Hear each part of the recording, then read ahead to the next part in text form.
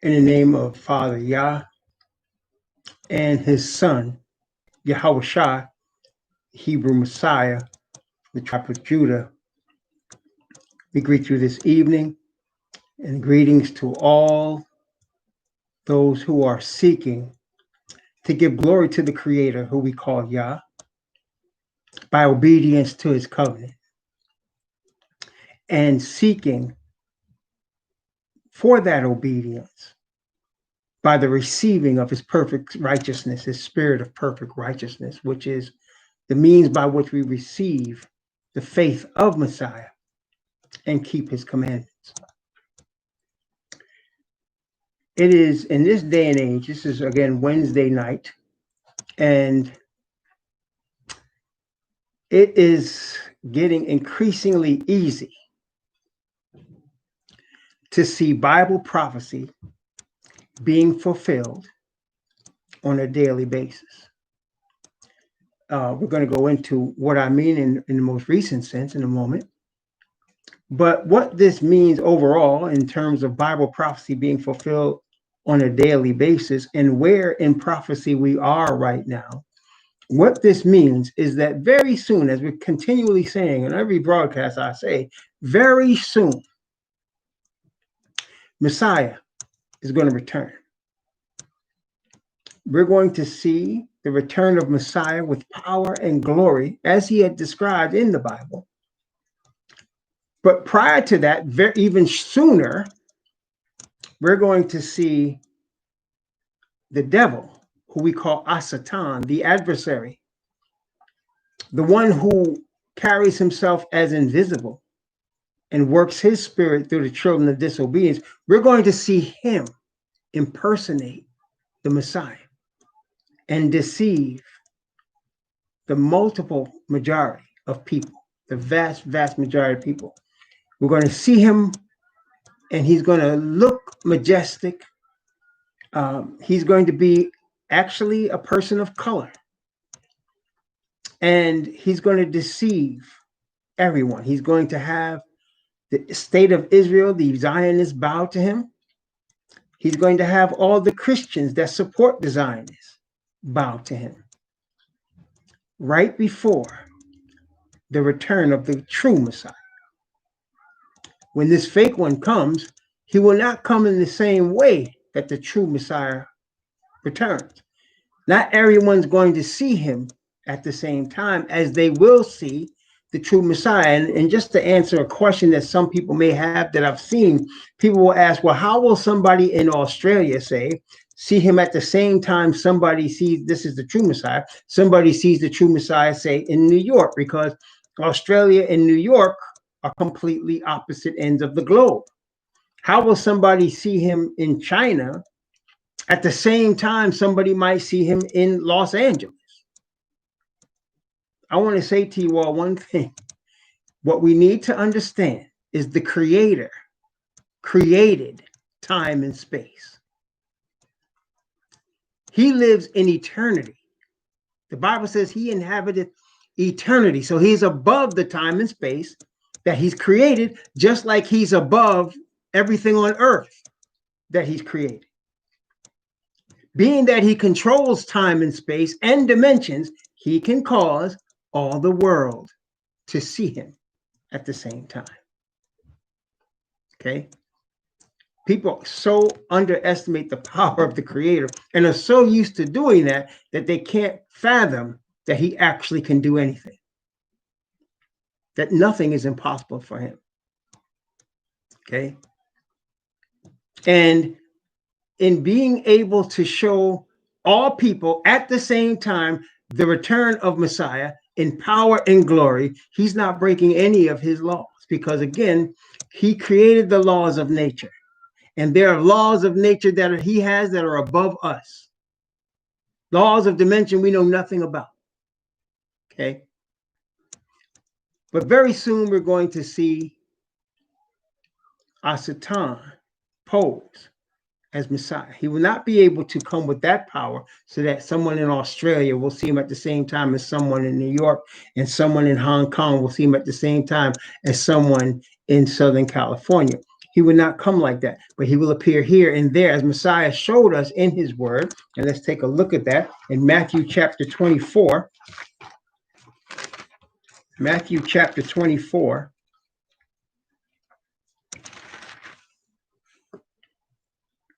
We're going to begin Matthew chapter 24, and let's start at verse 23. Then, Messiah is speaking here, then if any shall say unto you, lo, here is Messiah, or there, believe it not. See, because they're going to tell you, he's over here, or we've seen him over there. For there shall arise false messiahs and false prophets, and shall show great signs and wonders, insomuch that if it were possible, they should deceive the very elect. Behold, have told you before. And remember, he said, if it were possible, which means the counterfeit will be very good, but not good enough to deceive the elect. Okay, not good enough to deceive the elect. Garrett, that's an excellent question. And the only way I can answer the question someone asked here is, why wouldn't he come as a white Jesus, since most people believe that lie? That's an excellent question. And the only way I can answer the question is like this. I saw him. That's the only way I can answer. I saw him. And I'll describe what I saw. I had this dream came to me more than 30 years ago. It was 30 years ago. I was still a Christian when this dream came to me. In the dream, I was standing in a church.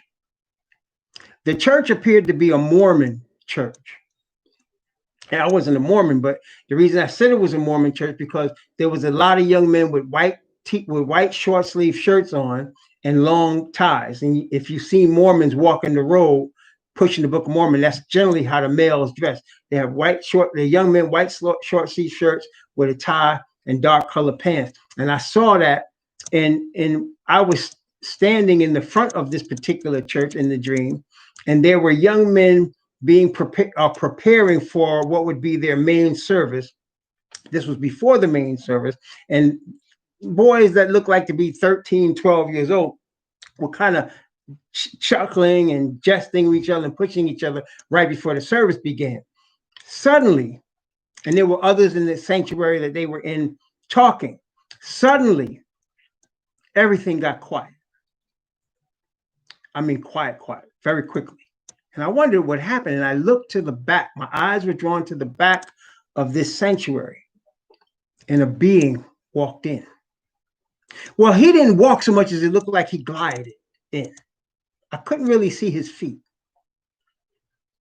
But he was the color of burnt brass as if shined in the furnace. His face looked like it was metallic almost. But his hair was curly and it was dark. But it wasn't like wool, like thick wool, like we see so-called the people from Africa or people that are Ados have. It was more straighter, but not quite straight, stringy. But when he walked in the room, or when he glided in the room, everybody stopped what they were doing. And he sat in the back of the room. And I can't tell you the color of his eyes, except to say his eyes were very powerful. And I was looking at him, and I said, in the dream, I said, that's Jesus. And a voice from my right shoulder, which I know to be angels because I've had dreams like this before, he said to me, nope, that's not Jesus. At that moment, I knew who I was looking at and what the situation was. And I'm telling you, when he appears, unless you know your Bible, unless you understand the truth and are under the Father's Spirit, you're going to bow to him. You're going to bow to him. Okay? That's how I seen it, Garrett. That's why I know what he's going to look like. Not only that, I think we're recognizing right now in this year in which we live, in the year of COVID-19, the conversations are, and tell me if you've seen this though, the conversations, you're in the room, the conversations are becoming more and more in terms of people understanding and actually believing that Messiah was not Caucasian. I think that conversation is being brought forth now more than ever. People are now recognizing that. So also it makes sense that being the case, that if Asatan, if you go down the line just a couple of years with this conversation now being brought forward and being brought into limelight, I think people will understand he's not Caucasian. And I think that'll be commonly accepted. It won't change Christianity, but people will commonly accept. In fact, we've seen some Christian preachers, mostly ADOS preachers, preach to their Christian congregations that Messiah was not Caucasian, that he was black, but yet imploring their congregations to remain Christian, not really going any further in the word, but coming to that. And just today, I saw a video where a Caucasian woman said that she believes Messiah was not Caucasian, that she said he was Middle Eastern and he had brown skin, but that their Christian church believed that, and she was the pastor. This Caucasian woman was the pastor. So that is being brought forward. So if you just go a few years down the line, that'll be universally accepted. The truth about being Hebrew won't be universally accepted, but the color of Messiah will be universally accepted. And in that way, they'll try to stifle the Hebrew truth. Okay, so that's coming. But I also saw him, and I can't lie and say I didn't see him. I did see him, and it was powerful. So that's how he's going to return, and he's going to perform miracles, and his agents are going to perform miracles. People that are with Asatan, that are in human form, and then human beings that belong to him are going to perform miracles. And this is going to deceive many people. Okay. This is also right before the plagues fall. Well, no, I'm sorry. This is one of the plagues. Actually, I'm sorry. This is one of the plagues. This is right before the return of the Messiah. This is the last events right before the real Messiah returns. Let me correct myself here and be very clear with that. Okay. Now, I saw a video yesterday, and again, with all the things that have happened in this particular year, this year of 2020, which has been amazing, just in terms of like, we already had an opioid crisis where more people, especially the Caucasian people, are hooked on opioids than ever was hooked on anything ever. It's a crisis, right? And in fact, we brought up the point that more Caucasian men over 45 die of either suicide or opioid addiction than die of anything else. Those are the leading causes of death among Caucasian males over 45. And so that's already there, and it's getting worse. Not only that, we also have already seen the increase in intensity of forest fires and brush fires that are burning up millions and thousands of acres of land, right? We've also seen very powerful earthquakes around the world in various places, the Middle East, United States, Asia. We've seen very powerful earthquakes already hitting places, more intense than ever. We've also seen, of course, the hurricanes. We know about the hurricanes and the tornadoes that are coming more frequently and with more power. Of course, we're also seeing the what they call the global warming and the effects of that. So we're seeing this was already, hitting the world hard. And then we had this COVID-19 that came out last year, but it started becoming a pandemic, a global pandemic this year. And even to this day, it's affecting us.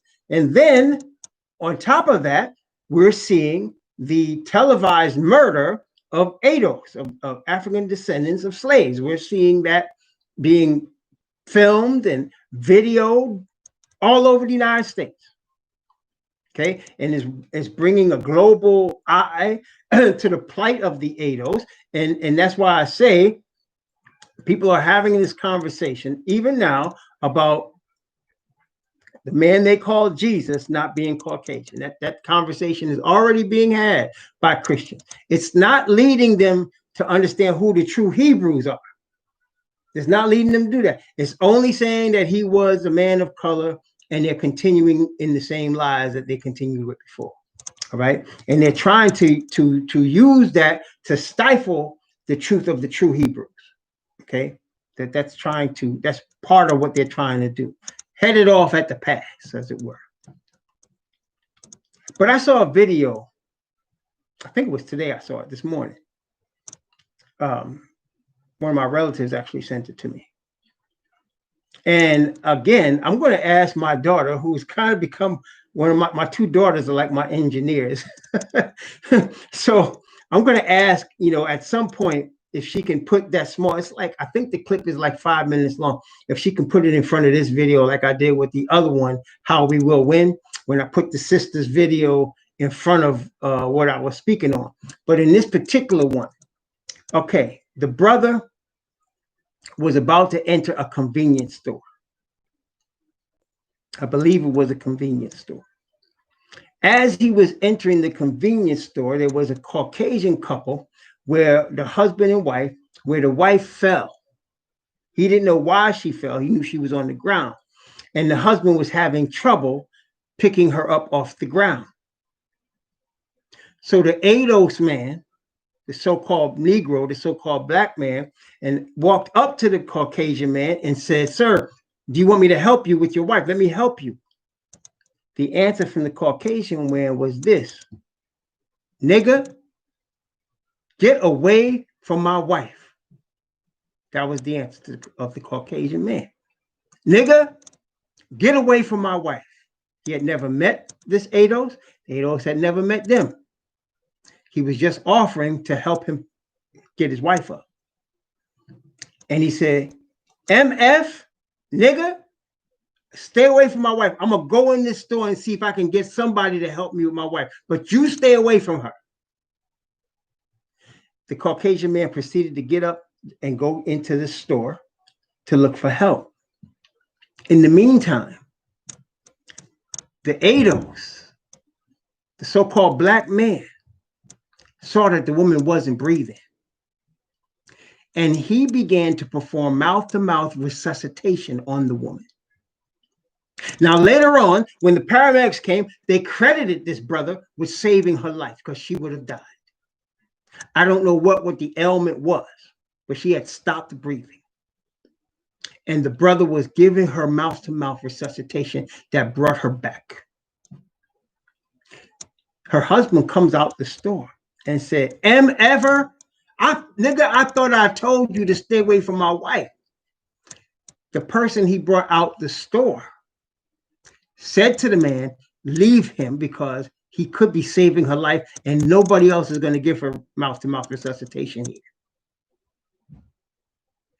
The ambulance arrived and the paramedics and several onlookers thanked the ADOS for saving the woman's life.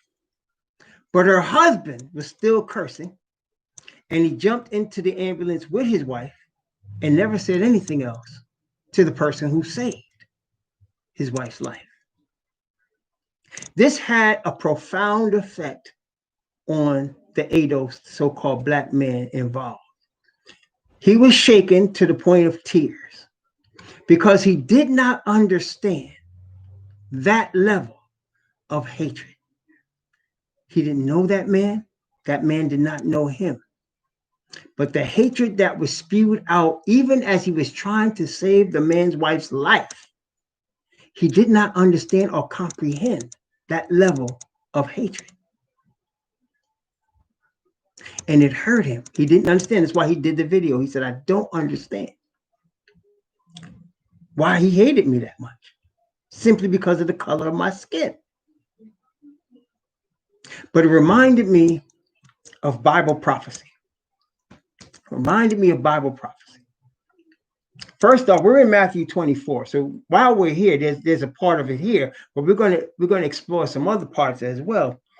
In Matthew chapter 24, I'm going to begin at verse 10 and go down from verse 10 and go down to verse 12. 10 to 12, Matthew 24. "Then shall many be offended and shall betray one another and shall hate one another. And many false prophets shall arise and shall deceive many. I think at least 3 times in this narrative of Matthew 24, Messiah mentions false prophets. And he starts the narrative off by saying, see that no man deceive you. So there's a lot of falsehood, a lot of false prophets in the earth and spewing their stuff into the air to many people right now. And it's going to get worse. But verse 12, and because iniquity shall abound, the love of many shall wax cold. So people's hearts are going to turn cold when it comes to love. That's one thing. Let's turn also, because Messiah also mentioned that as it was in the days of Noah, so shall it be in the return of the Son of Man. He mentioned that. So let's go back and look for a second at the days of Noah and look at what the Messiah, what the Father Spirit told to Noah as he was preparing an ark to the saving of his house. In Genesis chapter 6, beginning at verse 1, and go from verse 1 down to verse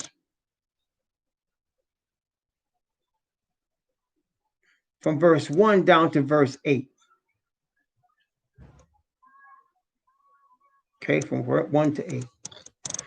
And it came to pass when men began to multiply on the face of the earth, and daughters were born unto them, that the sons of Yah saw the daughters of men, that they were fair, and took them wives of all which they chose. And Yahweh said, my spirit, verse 3, this is where we're at right here, verse 3. My spirit shall not always strive with man, yet for that he also is flesh, yet his days shall be 120 years. There were giants in the earth in those days. Also after that, when the sons of Yah came in unto the daughters of men, and they bare children to them, the same were mighty men which were of old, men of renown. And Yahweh saw that the wickedness of man was great in the earth, and that every imagination of the thoughts of his heart was only evil continually. And it repented Yahweh that he had made man on the earth, and it grieved him at his heart. And Yahweh said, I will destroy man, whom I have made from the face of the earth, both man and beast and creeping thing, and the fowls of the air, for it repenteth me that I made them. But Noah found grace in the eyes of Yah. Now, brothers and sisters, verse 3, he said, my spirit shall not always strive with man. At that time, he gave man a time frame of 120 years. The time frame is much shorter now. But is that the only place he talks about this? No. Let's take a New Testament verse, a couple of New Testament verses, but let's look at Titus, the epistle of Titus.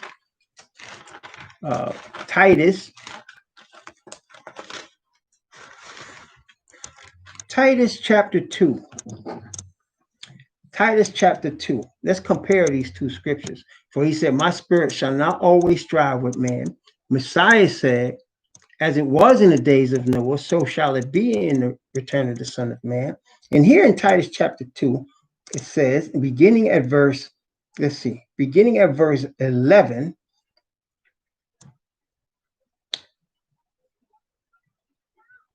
down to verse 15. For the grace of Yah that bringeth salvation hath appeared to all men, teaching us that, denying ungodliness and worldly lust, we should live soberly, righteously, and godly in this present world, looking for that blessed hope and the glorious appearing of the great Most High and of our Savior, Messiah Yahushua, who gave himself for us that he might redeem us from all iniquity to himself, a peculiar people zealous of good works. These things speak and exhort with and rebuke with all authority. Let no man despise thee. So the apostle writes in this epistle that Yah's grace appears to all men. That goes with what we just read. The Father's Spirit is given as an act of grace. His Spirit is given to us. We don't deserve that, but he's trying to draw us away, as he said, redeem us from all iniquity. But Messiah said, as it was in the days of Noah. So at some point, the Spirit of Yah will stop striving with man. His grace will stop appearing to man. And what happens at that time, you saw what it said in Noah. The thoughts of his heart are evil continually. His love will wax cold. And you will see levels of hatred and animus and violence that you wouldn't believe, that you have to see for yourself to witness it, as that brother saw. The level of hatred and vile that came out of that man's mouth at him when he was simply trying to save the man's wife's life. You're going to see type of levels of hatred. And brothers and sisters, what we need to understand, again, let's look at Revelation chapter 13, a place we often visit because it's very much where we are. Revelation chapter 13. And let's go now to the bottom of Revelation 13. And I'm going to start at verse 15 and read from verse 15 down to verse, let's see, 16. 15 and 16 is all we need. And we're going to compare that to Revelation 14 in a minute. But let's take a look. And he had power to give life unto the image of the beast, that the image of the beast should both speak and cause that as many would not worship the image of the beast should be killed. And he causes all, both small and great, rich and poor, to receive a free and bond, to receive, watch this, to receive a mark in their right hand or in their foreheads. Okay, so the mark is received in the right hand or in the forehead, not both. Let's compare that to Revelation chapter 14. Revelation chapter 14, verse 8. Yeah, verse 8. Well, read verse 9. Read verse 9 and 10. Actually, I'm going to read 8, 9, and 10. Okay. And there followed another angel saying, Babylon is fallen, that great city, because she made all nations drink of the wine of the wrath of her fornication. And the third angel followed them, saying with a loud voice, watch this, if any man worship the beast and his image, so you worship the beast and the image together, and receive his mark in his forehead or in his hand, the same shall drink of the wine of the wrath of Yah, which is poured out without mixture into the cup of his indignation. And he shall be tormented with fire and brimstone in the presence of the holy angels and in the presence of the Lamb. So when you worship the beast, you're also worshiping the image. When you worship the image, you're also worshiping the beast. So they go together. But you receive the mark either in your right hand or in your forehead. Now, if you're looking at the video, you might see this as my left hand, but I'm actually raising my right hand. It's just the way the video comes out. But you're receiving it in your right hand or in your forehead. Okay? Why is that?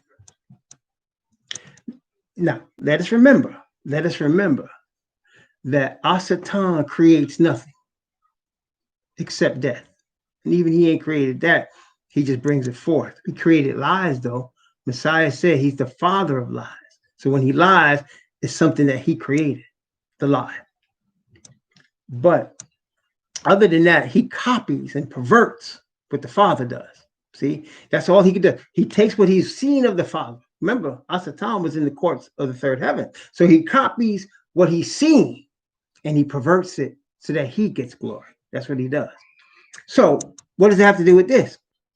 You recall, we read Ezekiel chapter 9 at some point where the Father had an angel with a writer's inkhorn. And he was told to put a mark on the foreheads of those that sighed in that cry for the abominations that were being done in Jerusalem. And then after the mark was given to all the people who were crying for the abominations, he sent a slaughtering angel to kill those that did not have the mark in their forehead. So that Father puts a mark in the forehead of those that trust in him. Remember the 144,000. Again, let's take a look. We're in the book of Revelation. Let's take a look very quickly. And we could actually look at where we are in chapter 14, but let's look at chapter 7 because of the the issue of the time. So looking at chapter 7, Revelation chapter 7, 1, 2, and 3.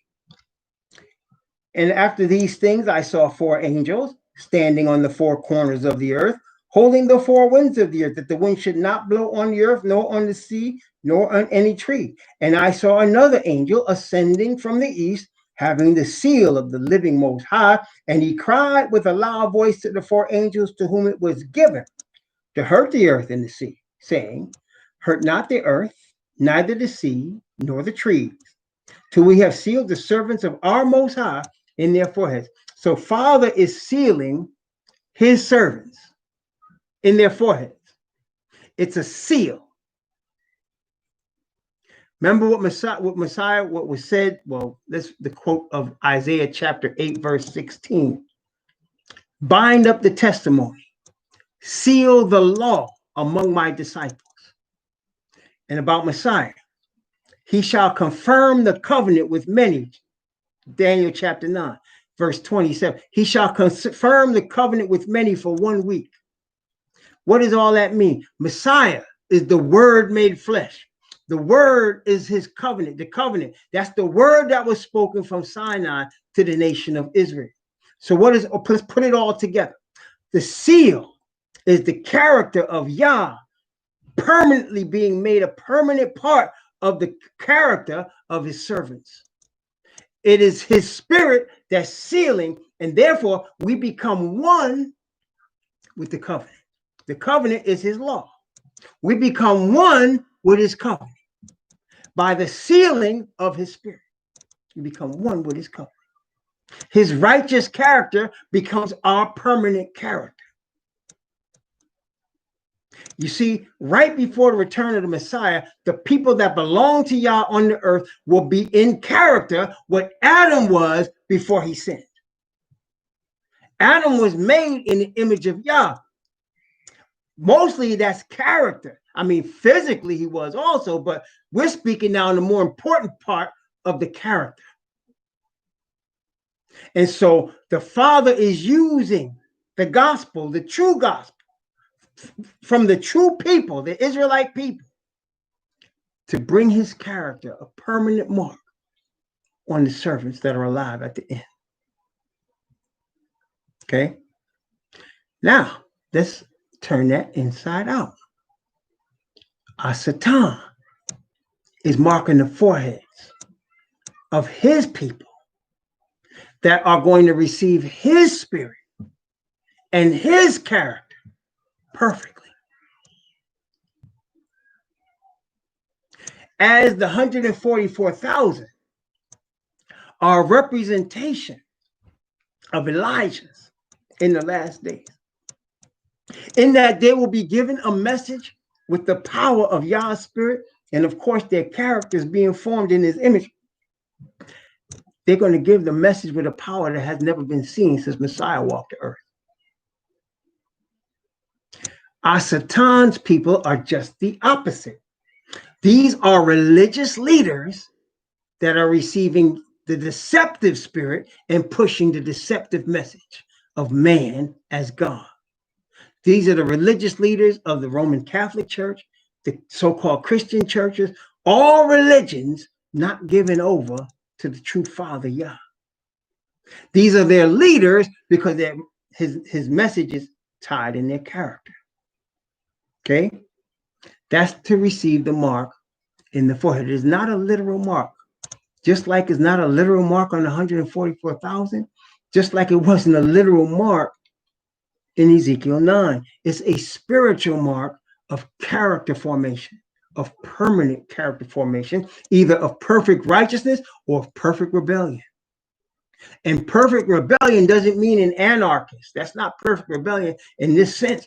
Perfect rebellion means completely given over to teaching the doctrines, philosophy, religion of Satan, and given power from him to be persuadable, even given power to do miracles. Again, let's contrast the two things that make it you have a prophet of Yah, like Elijah or John the Revelator or Jeremiah on one side, and they are foretelling future events as it is shown to them from the Creator. Okay, that's your prophet.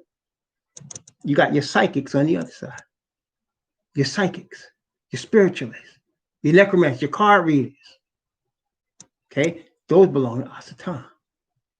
Both tell the future, and with some accuracy on both on the evil side as well. And it's the same thing with the forehead. Okay, so you got the leaders that are pushing the agenda, the forehead. Then you got the hand. Let's show you. Daniel chapter 3 is what I love to go to in this example, because it's, again, everything in the prophecies of Revelation is in the prophets. We just have to look for it. So the mark of the beast is in Daniel. It's in Daniel chapter 3. We just have to look for it. It gives you all of the clear things.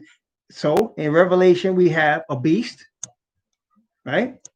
That a woman is riding, unseen. We have an image to the beast. Okay? In Daniel chapter 3, we have a beast. In Daniel 3, the beast is called Nebuchadnezzar, because he made an image of gold in his image. Nebuchadnezzar made an image of gold because he was defying the prophecy that was shown him in a dream that Daniel interpreted for him to tell him he was only the head of gold and that there would be other kingdoms. But in his pride, he said, no, there will be no other kingdom. So he made a whole image of gold, that he was making a statement. His kingdom was going to be the only one. There would be defying what he was shown. So the beast in this Daniel 3 is Nebuchadnezzar. And Nebuchadnezzar made an image of himself. Let's take a look. Daniel chapter 3, beginning at verse 1. Daniel 3, beginning at verse 1. I'm going to go from verse 1 down to verse 7. Nebuchadnezzar, the king, made an image of gold, whose height was 60 cubits, and the breadth thereof 6 cubits. He set it up in the plain of Dura, in the province of Babylon.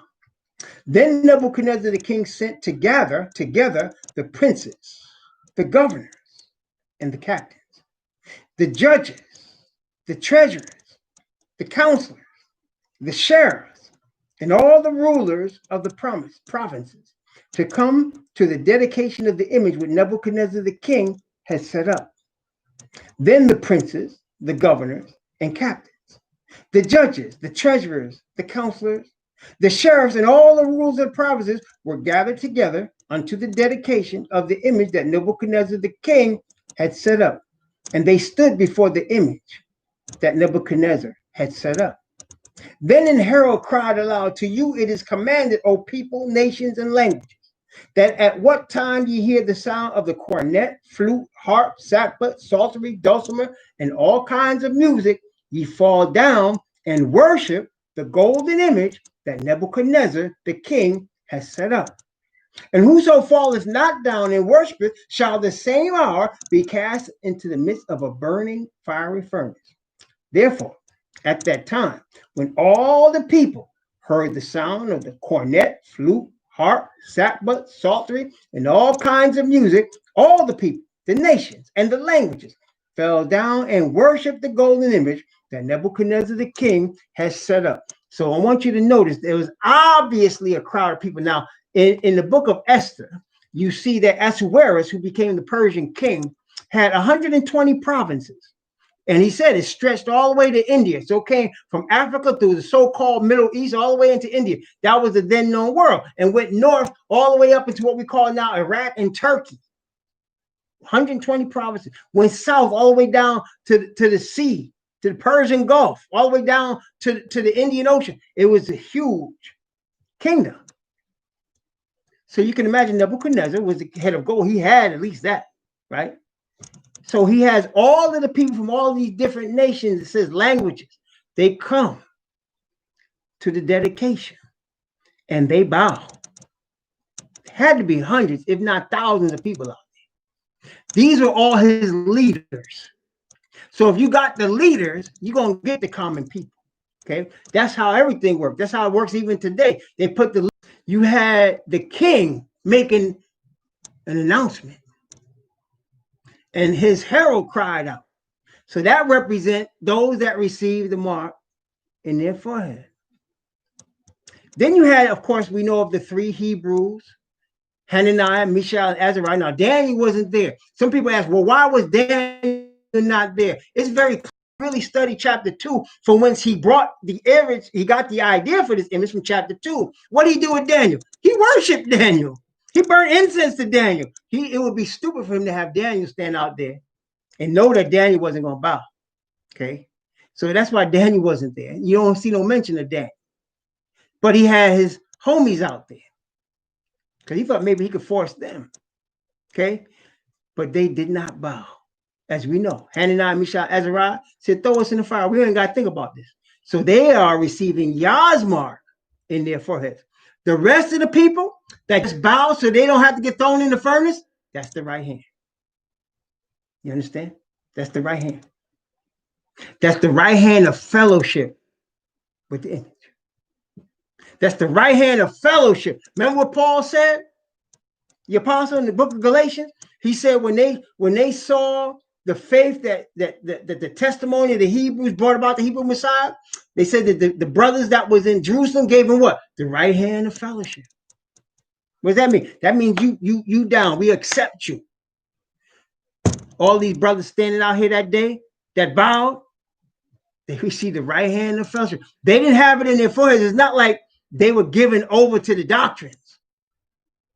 They all had their own gods. They come from all different provinces, but they didn't want to get thrown in that fire. So they received the right hand fellowship. You in. It's the same thing today. It's not the majority of people that are pushing the agendas we're seeing now. It's the 1%. It's the very top. It's the spiritual wickedness in high places.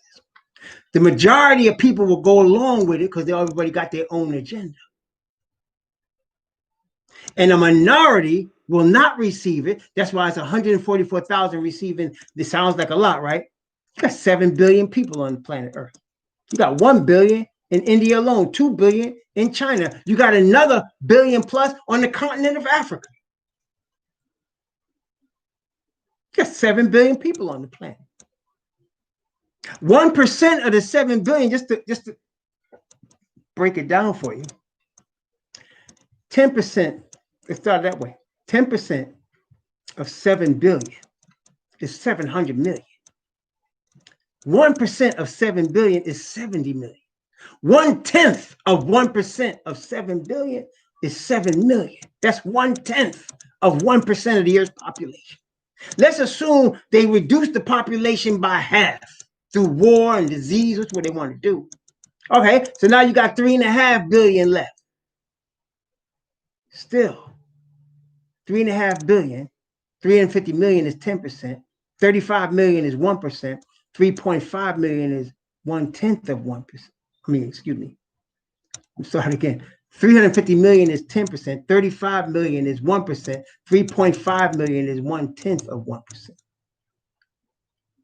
And 1/100th of 1% is 350,000. See, the number is small. It's small.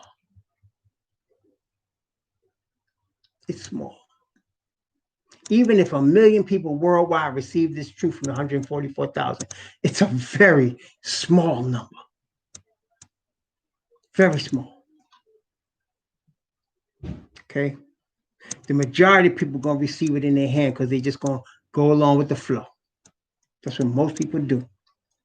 All of Yah's chosen people will have had to take a decided stand for the truth. All. Not one will not have to take a decided stand, will be forced by situation and circumstance, by providence, to have to take a decided stand for the truth. Now, brothers and sisters, I will say, and I must say, in fact, this is one of the points of the video today, is most people believe the news media. And most people believe the news media even above Bible prophecy. Most people don't even know Bible prophecy. as we saw in the book of Revelation, prophecy is for the servants of Yah. Not everybody's going to understand or even care to. That's the thing. It's not like it's tricky or anything. People don't even care to understand. And those that begin to read it have agendas that have to do with making money. People are trying to make money off the word. I mean, it's been since there was a word, since there was anything to worship. People are always trying to make money off religion. That goes for everybody. I mean, Christians, Buddhists, Hindus, Maharishis, Muslims, and Hebrews. There are people out here that know their Hebrew, and they're trying to profit off this truth. And they think by getting greenbacks, they're going to get ahead. It's not going to happen. You will never get ahead with Caesar's money. Messiah say, render unto Caesar the things that are Caesar's. Render unto Yah the things that are Yah's. And some people, I remember in the Adventist church, they used to say, well, the 10% belong to Yah and it belong to God, and the other 9% belong to Caesar. No, it's all Caesar's. Remember what Messiah did? He says, raise the coin. Whose picture is that? It was Caesar's. He said, render him what's his. All that belongs to him. What does my God want? What does our God want from us? Our whole heart, soul, mind, and strength. He wants us to receive of his spirit and be obedient to his commandments. That's what he's looking for us.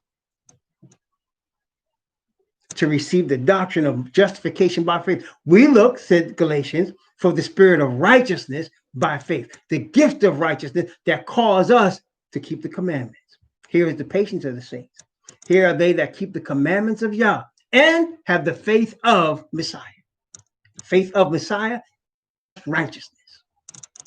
So you receive Yah's righteousness that you might keep his commandments. It's like two pieces of a puzzle, that verse. That's Revelation 14:12. You keep the commandments by receiving the spirit of the Father, which is faith of Messiah. Or also, it says in Revelation chapter 17, verse 12, Revelation chapter 17, chapter 12, verse 17, Revelation 12:17, the testimony of Yahushua. That's still the same thing. Testimony of Jesus is faith of Jesus, is Father's righteousness. Let me just give you a couple of scriptures, because that's important. So let me give you a couple of scriptures for that. First, let's look at Philippians chapter 3. Philippians chapter 3.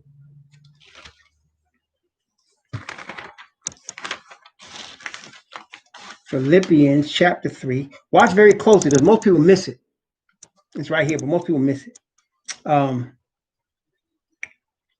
I'm going to start at verse 7 and read verse 7 and 8. Okay, watch.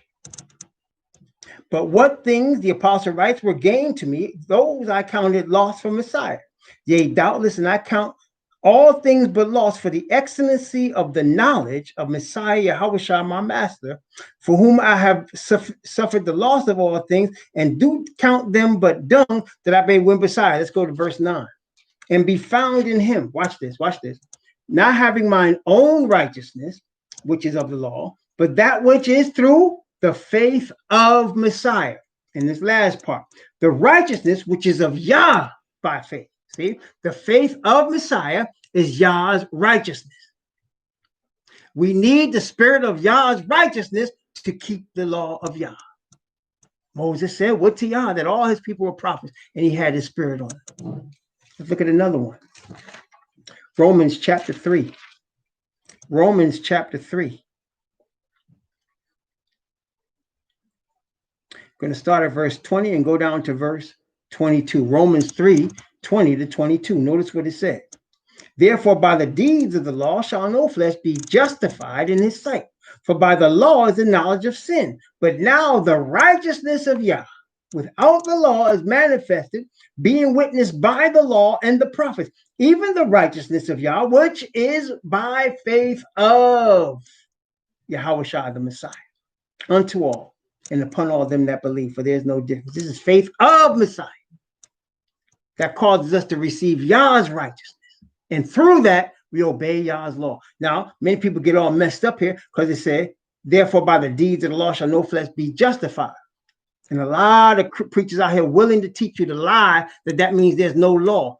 Justified means to be declared innocent. There's no law keeping, no obedience you can render once you're declared a sinner that can change the fact that you're a sinner. That's all that's saying. Again, if I murdered somebody, no matter how good of a citizen I become after I murdered a human being, that doesn't change the fact that I took somebody's life. Doesn't change it.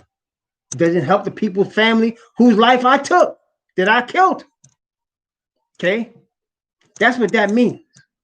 That doesn't mean that once I'm forgiven, if all of a sudden the family of the victim forgives me and say, we forgive you for killing our loved one, we will forgive you and move on as if it didn't happen. That doesn't mean I go forward and kill other people. It means I go forward and don't kill anybody else. And that's what this is. He's forgiven us for sins that we have done. And then by his spirit of righteousness, causing us to walk forward without sin. Okay? That's why he say, to whom you yield yourselves servants to obey, his servants ye are to whom you obey, whether of sin unto death or obedience unto righteousness. Same Romans says that. Same Romans. Whether of sin unto death or obedience unto righteousness. And then it says in Romans chapter 5, we receive the gift of righteousness through one man, Messiah. So Messiah is representing our sin to the Father and his righteousness to us. Okay? Somebody say to me, what faith are you? Faith of Messiah. Is that a church? No. It's a nation of Israelites. Faith of Messiah. His Father's righteousness. Praise Yah. Yes, indeed. So, because of that, all who stand for the Most High at this time and at the end, you're going to have to stand by yourself. You're going to be purposely placed in situations where you're going to have to bear testimony of your faith and Father's righteousness and his law in the kingdom of Messiah. You're going to be in a situation where you'll have to bear testimony. And that's why Messiah said, don't think about what you're going to say beforehand. It's going to be given to you. The same spirit that seals his righteousness upon you will give you what to say at that moment. See, someone asked me recently, people, ask because you think about the things that are coming, the time of trouble such as never was, the time of Jacob's trouble since there was a nation. And we're going to go through that. Everybody going to go through that. And some people get a little frightened, and understandably so. It's going to be a scary time. But what we need to remember is Yah will never put on anything upon us that we were not able to bear, and will also make a way of escape, the Bible said, that we'll be able to bear it. Also, we need to understand we receive grace and power as it is needed. You don't receive it just to do magic tricks. You receive it at the moment it's needed. Just like in the so-called Dark Ages. The Dark Ages, which is the Middle Ages, they call it the Middle Ages, but really was also called the Dark Ages, because that's when the Romans' power was at its political and religious height, which is now coming back to that. But during that time, there were many people that they put to death, burned at the stake. William Tyndale, who gave us the Tyndale Bible, among whom that the King James comes from that. The majority of King James is word for word Tyndale Bible. And any Tyndale historian will tell you that. But William Tyndale was strangled and burned at the stake. He was strangled first because they didn't want him to say anything. They were afraid that his words would cause somebody to get converted. So they strangled him. Then they burned him. But there were many people, and I got this from a book called Fox's Book of Martyrs, that were burned at the stake alive. They didn't get strangled before they were burned. And what was going on is the Roman church tried to make it as scary as possible so that people would recant. They wanted them to recant their denial of the Roman church as the superior church, that so-called universal church. They wanted them to recant that. And so they tried to make it as scary. First they tortured them, starved them, beat them, then brought them to that stake. Put all that kindling and stuff around them, made a big spectacle of it. And they wanted them to burn while they was alive. Well, there was a true story in Fox's Book of Martyrs about two men. They're about to be burned. They were both Protestant. And see, this was what they did to the Protestants. They weren't even true Hebrew. They were just people that were protesting Rome. Christians. Well, there was two men that were about to be burned at the stake. And one that confessed to the other, I'm really scared. I'm scared. And he was on the verge of recanting. And the other one explained to him what I just said to you. The Creator, he calls him God. Jesus will give us grace to die for him. So one said, okay, if that's true, I want you, when you're getting burned, give me a sign, give me a signal to tell me that the grace is on. He said, okay. So the first man went, they tied him to the stake, they lit the kindling, the fire was coming on him, his flesh was being burned, and it was silent. He wasn't screaming or yelling. It was silent, and you just smelled the flesh burning, and you heard the kindling. He was almost charcoal when the other man saw something that gave him the courage to go forward. Right before he breathed his last, the ropes had burned off of him while he was standing in the fire. And he raised his arms in triumph right before he died. That gave the second man the power that he needed to die for his Savior. And I'm telling you all now, that grace was given to that man at the stake. The same for all of us. Grace is given as we need it, not before. And it's given in measure to what we need. And all of us that are going to stand on that sea of glass are going to have to take a stand now for the truth. And many of us will be on pain of death. That's why the Bible does say, and it mentions in Revelation chapter 20. Revelation chapter 20. I'm going to begin Revelation 20 at verse 4 and go down to verse 6. Revelation 20, verse 4 to 6. And I saw thrones, and they sat upon them, and judgment was given unto them. And I saw the souls of them that were for the witness of Yahushua and the word of Yah, which had not worshipped the beast, neither his image, neither had received his mark upon their foreheads or in their hands. And they lived and reigned with Messiah 1,000 years. But the rest of the dead lived not again until the 1,000 years were finished. This is the first resurrection. This is also Ezekiel chapter 39. Blessed and holy is he that hath part in the first resurrection, on such the second death hath no power, but they shall be priests of Yah and of Messiah, and shall reign with him 1,000 years. There are all these people that received that power of grace to die on behalf of the truth of the Messiah and of the Father, will reign with Messiah for 1,000 years. They're going to sit on throne. They deserve that. Well, none of us deserve it, but they should get it for paying the ultimate penalty for the truth. And grace was given to every one of them before they died. And it'll be given to us to do what we need to do. See, anything we're commanded to do, brothers and sisters, y'all need to, and we need to really have an experience with this ourselves. Anything we're commanded to do, Father never commands us to do anything unless he equips us to do it. That's why it pains me to hear people talk about, well, he gave them a law and they couldn't keep it. Father wouldn't give you no law you couldn't keep. If he gives you a law, he's giving you power to keep it with him. Okay, he don't give you nothing that's a command that he's not enabling you and equipping you to do. Remember, even the disciples, they were anxious. They were excited. They were hungry to witness for the Messiah. But he said, wait until you receive power. Then you'll be witnesses unto me. That's Acts chapter 1. He said, wait, don't go nowhere yet until you receive power. See, he wants to equip them before they go out for him. It's the same with us. See? As he called us by the power of his spirit of righteousness to himself, and we received that by conviction. We received that as he called us. He equips us. He called us by that spirit, and whatever he commands us to do, he's going to equip us. by that Spirit. Okay? Now, the news media gets most people don't even believe that.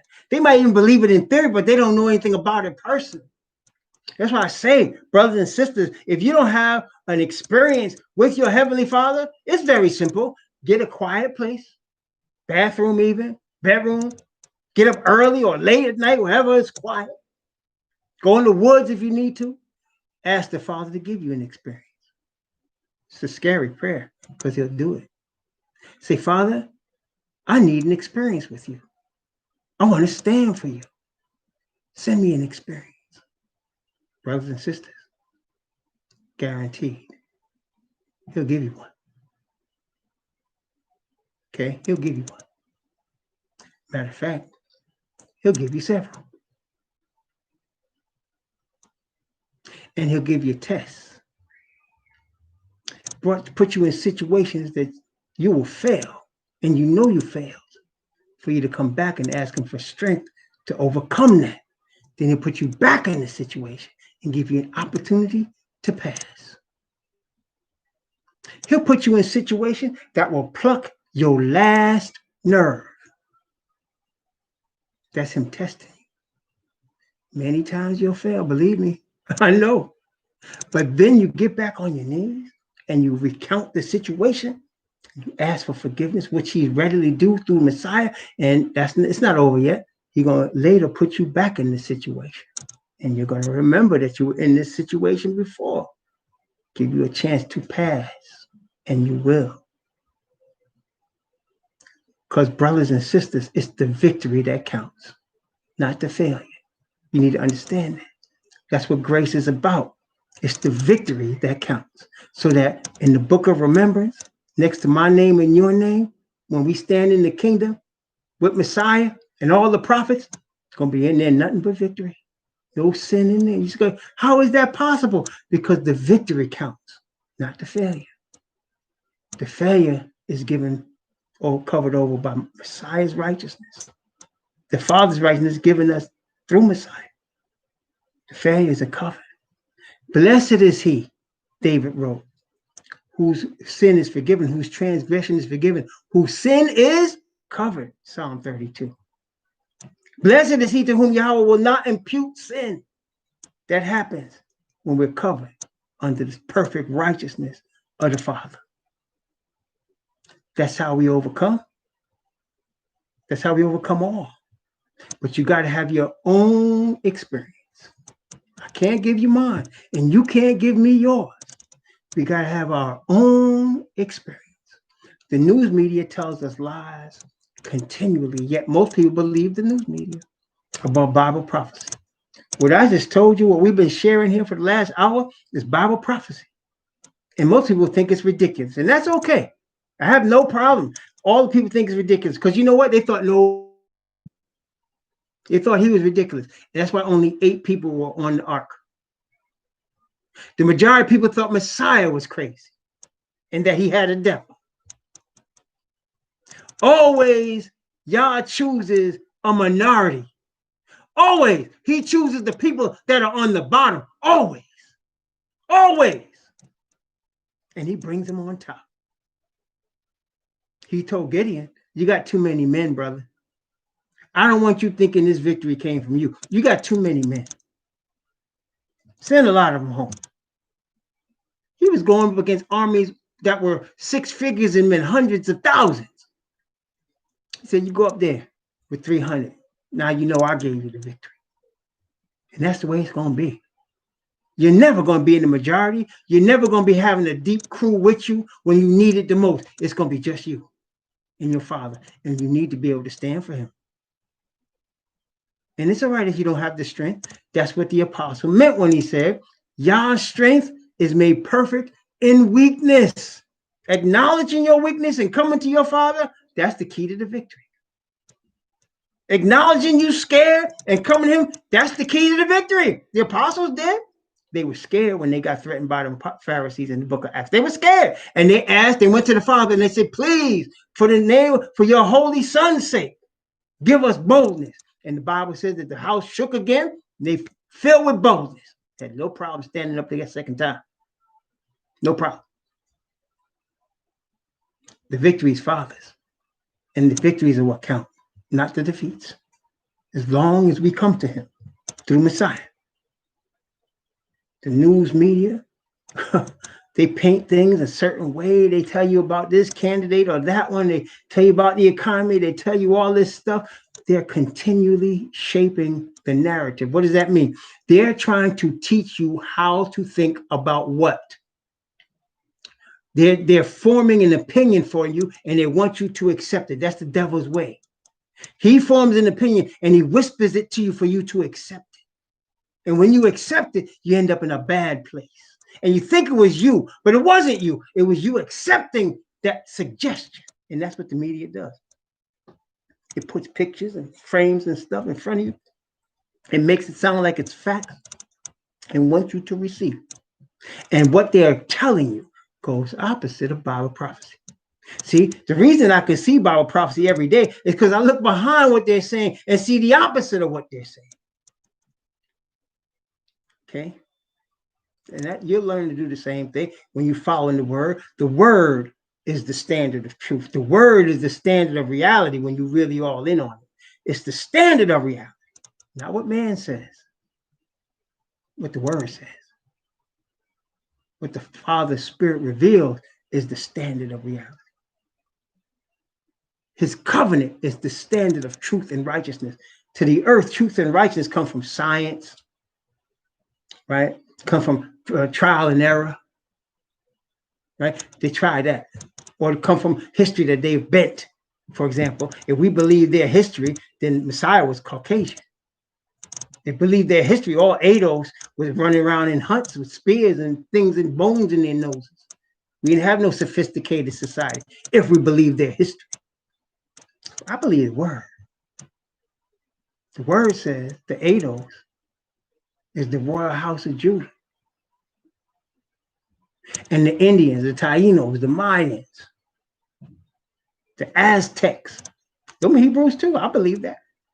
Why do you think they worshiping the spirits and the moon and all that? That's how we got kicked out. See, that's what we don't understand. You look at Haitians, you look at Jamaicans or Cubans, and they got that magic stuff. That's why we got kicked out the land.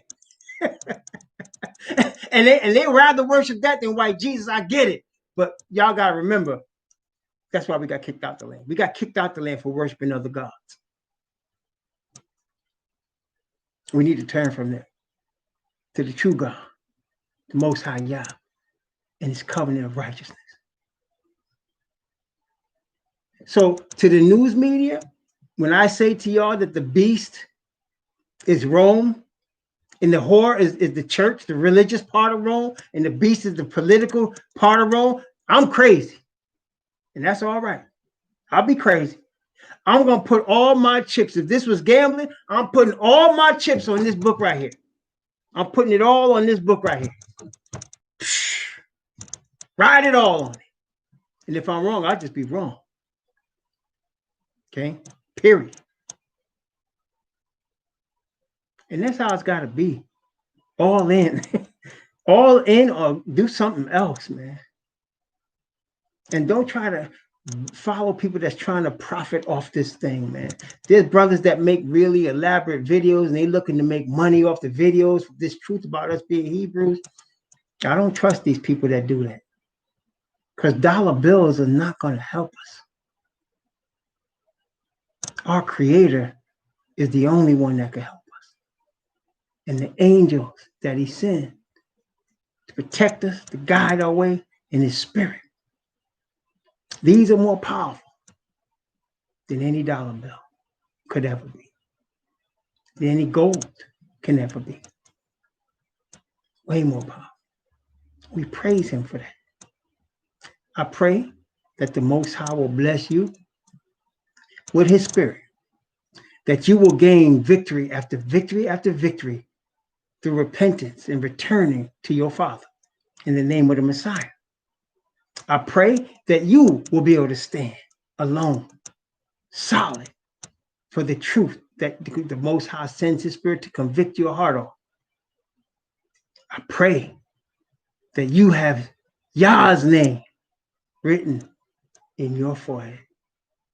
Pray for me that I do the same. Shalom.